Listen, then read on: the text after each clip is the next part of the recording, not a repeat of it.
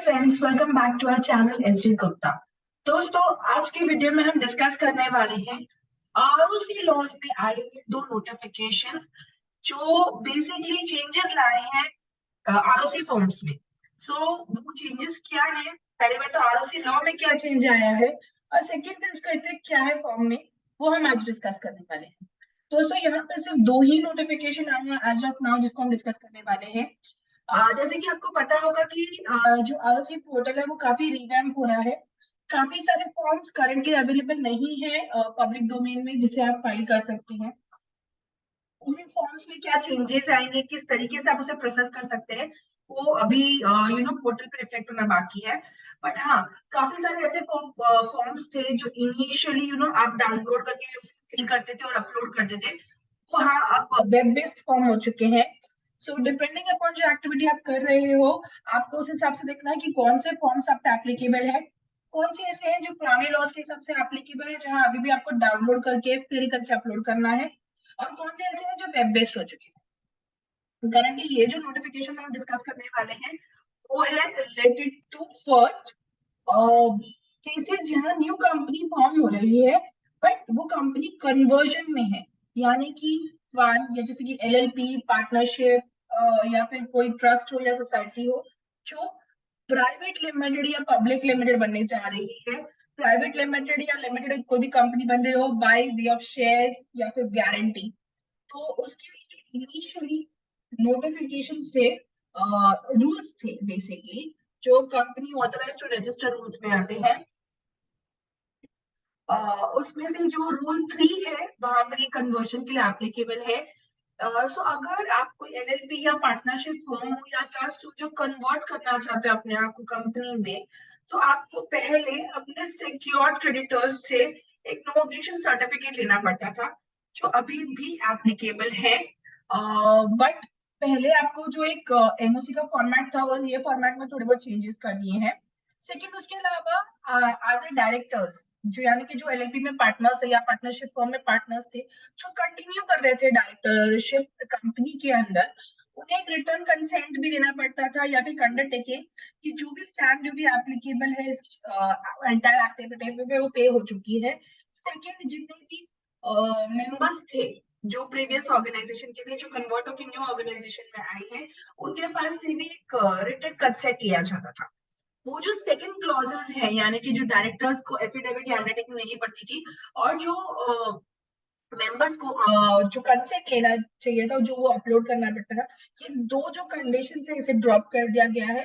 तो अब as such ऐसा कोई कंडीशन नहीं है जो आप पे एप्लीकेबल है जहां पर एज अ डायरेक्टर आपको कोई अंडरटेकिंग देनी है, ना ही एज अ मेंबर्स आपको कोई कंसेंट देना है। तो ये दो क्लॉजेस ड्रॉप कर दिए गए सभी केसेस में जहां पर एक डिफरेंट टाइप ऑफ एंटिटी थी जो कन्वर्ट होके एक new company may be limited by shares और बाय गारंटी फॉर्म हो रही है। सेकंड आता है चेंज इन प्लेस से रिलेटेड। सो जो फर्स्ट नोटिफिकेशन था वो नोटिफिकेशन है 19 जनवरी को आया हुआ। अब जो मैं सेकंड नोटिफिकेशन देख रही हूँ वो भी वो 20 जनवरी को आया हुआ है। So basically this is effective from 23 जनवरी 2023। इसमें डायरेक्टली फॉर्म में चेंज कर दिया है, फॉर्म नंबर एओसी 5। सो इस एओसी 5 बेसिकली अगर आपने जब कंपनी फॉर्म की है तो वहां पर एक क्वेश्चन आता है कि आपके बुक्स ऑफ अकाउंट्स कहाँ होंगे। Generally it is at the registered office address of the company. तो सपोज आपने रजिस्टर्ड ऑफिस एड्रेस मुंबई का दिया हुआ है। अब मुंबई में भी काफी सारे स्पेसेस आते हैं, से सपोज मुंबई में आपने अंधेरी का दिया हुआ है रजिस्टर्ड ऑफिस एड्रेस, बट आपके बुक्स ऑफ अकाउंट्स अंधेरी में ना रह के आपसे बांद्रा में रखना चाहते हैं क्योंकि बांद्रा में आपने एक और ऑफिस लिया हुआ है जहां पर आपके सारे बुक्स ऑफ अकाउंट्स रहते हैं। तो आपको वो आपकी जिम्मेदारी बनती है कि आप आरओसी को वो अपडेट करें कि आपका रजिस्टर्ड ऑफिस एड्रेस भले ये है बट आपका बुक्स ऑफ अकाउंट्स यहाँ शिफ्ट हो चुका है।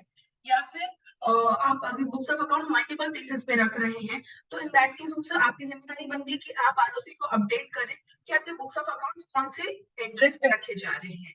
वो अपडेट करने के लिए जो फॉर्म है उसे एओसी 5 कहते हैं। इनिशियली जब आप अपडेट करते थे तो एओसी 5 ही एप्लीकेबल था, बट उस फॉर्म के अंदर आपको जैसे ये जो बेसिक डिटेल्स है कंपनी के डिटेल्स, कौन सा रजिस्टर्ड ऑफिस एड्रेस है, क्या कौन सा डेट से रेजोल्यूशन जो पास हुआ था जहां पर ऑफिस जहां पर ये बुक्स ऑफ अकाउंट्स मेंटेन की जाएंगी वो चेंज किया जाता, नया एड्रेस दिया जाता था।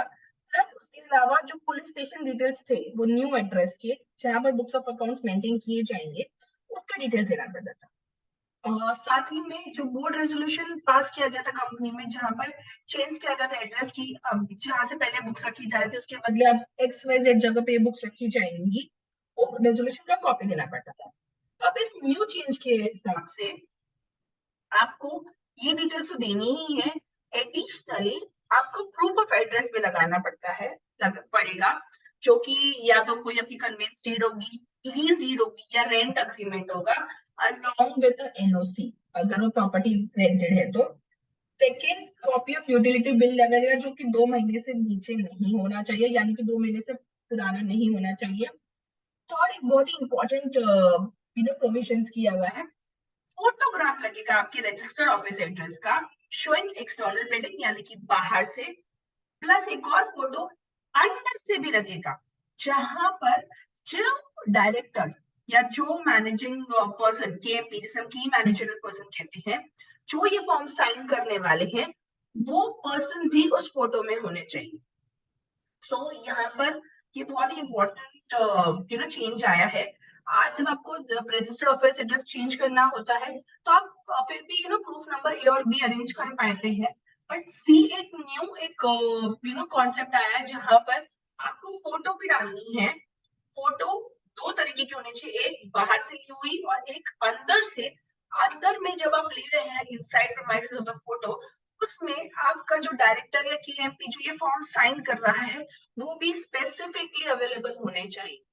ये एक बहुत बड़ा चैलेंज होगा मेरे हिसाब से, क्योंकि काफी जगह पे ऐसा होता है कि डायरेक्टर्स काफी बार अवेलेबल नहीं होते हैं, कि डिजिटल सिग्नेचर्स या जो टोकन्स होते हैं वो उनकी जो भी स्टाफ वगैरह है या फिर उनके जो कंसल्टेंट्स है उनके पास अवेलेबल होते हैं, बट वो खुद ट्रैवल कर रहे थे किसी वर्क एक्टिविटीज की वजह से, या फिर ऐसे स्पेसिफिकली माइनिंग एक्टिविटीज या फिर शिप रिलेटेड अगर कंपनीज रहती हैं, वो इंडस्ट्री है जहां पर उनके डायरेक्टर्स या तो इधर ऑन बोर्ड शिप पे रहते हैं या फिर माइनिंग एक्टिविटीज पे रहते हैं, उन केसेस में उन डायरेक्टर्स का फोटो लेना विद इंटरनल प्रीमाइसेस जो वो पर्सन साइन कर रहा है वो एक चैलेंज हो जाता है, तो हो सकता है आपका ये प्रोसेस डिले हो जाए। तो नेक्स्ट टाइम या फिर ये 23 जनवरी के बाद से आप जब भी ये चेंज कर रहे हैं, आप इंश्योर कीजिए जब आपका फिक्स हो जाए कि हाँ यही मेरा ऑफिस होने वाला है और आपका ऑफिस सेट हो जाए, आप एक बार एक विजिट आपके डायरेक्टर या केएमपी जो ये फॉर्म साइन करने वाले हैं उनका भी रखिए वहां पर, ताकि आप ये सारे फोटोग्राफ ले सके जो external as well as internal building को शो करे, ताकि वो आप एज एन अटैचमेंट यहाँ पर अटैच कर सके। तो बेसिकली एज ऑफ नाउ जो 2 फॉर्म्स में जो चेंजेस आए हैं वो मैंने आपको यहाँ बता दिए हैं। हम कोशिश कर रहे हैं कि बाकी जो आरओसी अपडेट्स आए हैं हम उसको भी कवर करें और एक न्यू वीडियो बनाए उसके लिए, ताकि आप लोग जो भी एज अ कंसल्टेंट या as a normal registered person आप जो नया कंपनी फॉर्म करना चाहते हैं या एलएलपी से एक्टिविटी करना चाहते हैं वो हम बता सके कि क्या क्या नए चेंजेस आए हैं, ताकि आपको बिजनेस कैरी आउट करने में और ईज मिले। तो आई होप दोस्तों आपको ये वीडियो अच्छा लगा हो तो प्लीज इसे लाइक कीजिए, ज्यादा से ज्यादा लोगों के साथ शेयर कीजिए, और हाँ हमारे चैनल को सब्सक्राइब करना नहीं भूलेगा और ऐसे वीडियोस देखने के लिए। Thank you.